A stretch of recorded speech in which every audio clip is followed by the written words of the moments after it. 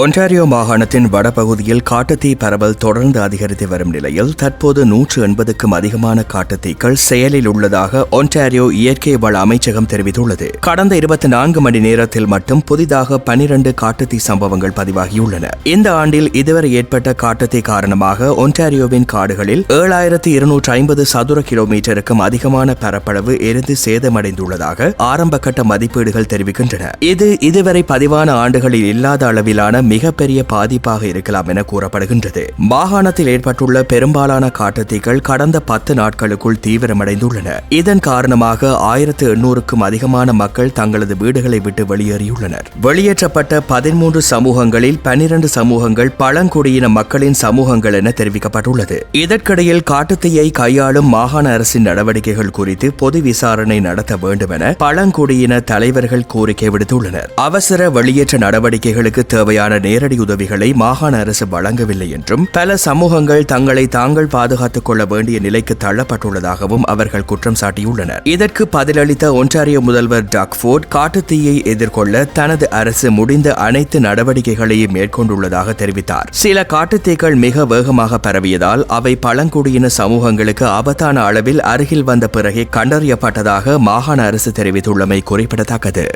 இந்த செய்தி உள்ளிட்ட மேலும் விரிவான செய்திகளுக்கு www.behindmenews.org என்ற இணையதளத்திற்கு சென்று பார்வையிடுங்கள்.